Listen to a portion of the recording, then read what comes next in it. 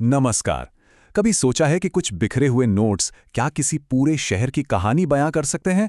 आज हम हिसार के साथ बिल्कुल यही करने वाले हैं। ये एक ऐसा शहर है जिसकी पहचान इतिहास, विज्ञान और हिम्मत की कई परतों के नीचे छिपी है। तो चलिए आज इन सभी परतों को एक-एक करके खोलते हैं।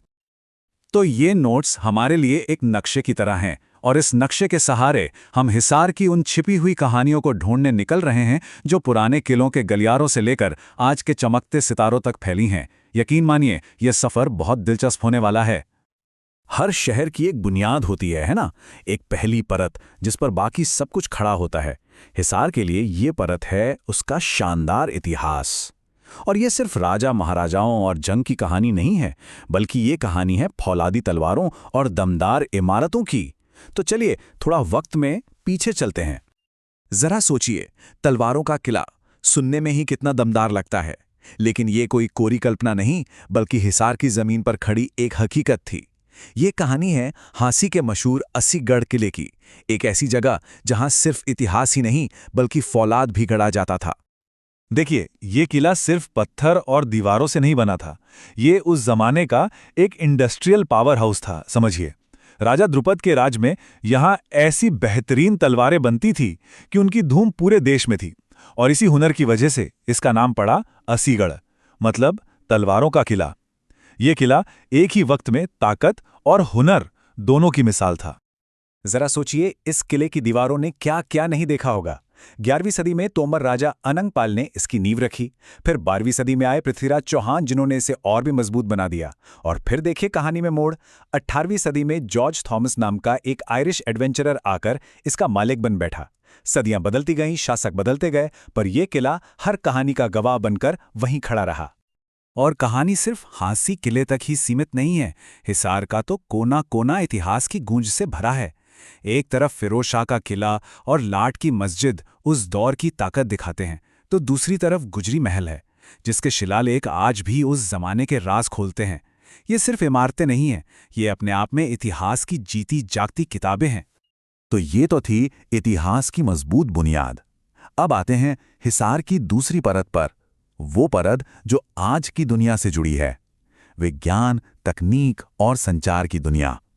चलिए देखते हैं कि किलों और महलों का ये शहर आज के जमाने में तरक्की का इंजन कैसे बना हुआ है। और शायद यही बात हिसार को सबसे खास बनाती है। यहाँ इतिहास और भविष्य एक साथ बसते हैं। एक ही फ्रेम में आपको सदियों पुराने किले की दीवारें भी दिखेंगी और आसमान की तरफ ताकते सैटेलाइट से बात करने वाले एंटीना भी। ये तस्वीर अपने आप में हिसार के लंबे और शानदार सफर की कहानी कह देती है। तो आज के हिसार की तरक्की के पीछे ये कुछ बड़े नाम हैं। हारसैक यानी हरियाणा स्पेस एप्लीकेशन सेंटर, जो शहर को अंतरिक्ष से जोड़ता है। दूरदर्शन केंद्र, जो इसे पूरे राज्य की आवाज बनाता है। और सबसे दिलचस्प बात तो यह है कि यहाँ एक तरफ भविष्य की ऑर्गेनिक फार्मिंग पर काम हो रहा है, तो दूसरी तरफ 1809 से चला आ रहा पशुधन फार्म भी है ना? परंपरा और तकनीक का कमाल का संगम। किसी भी शहर की पहचान सिर्फ उसकी इमारतों से नहीं होती है ना, असली जान तो वहां के लोगों में होती है। तो अब हम आते हैं हिसार की सबसे अहम, सबसे चमकदार परत पर, यानी वो लोग, वो सितारे जिन्होंने सिर्फ हिसार ही नहीं बल्कि पूरे देश का नाम रोशन किया है। साल था 1888।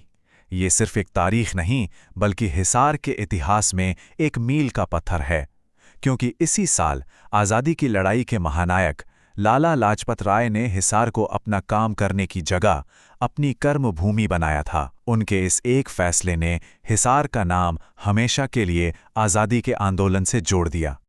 ऐसा लगता है जैसे हिसार की मिट्टी में ही लीडरशिप है, चाहे वो आज़ादी की लड़ाई में लाला लाजपत राय का जज्बा हो या फिर स्टील किंग ओपी जिंदल का देश बनाने का सपना, चाहे वो मीडिया की दुनिया में सुभाष चंद्रा का दबदबा हो या फिर विज्ञान के क्षेत्र में नोबेल पुरस्कार जीतने वाले डॉक्टर हरगोबिंद खुराना।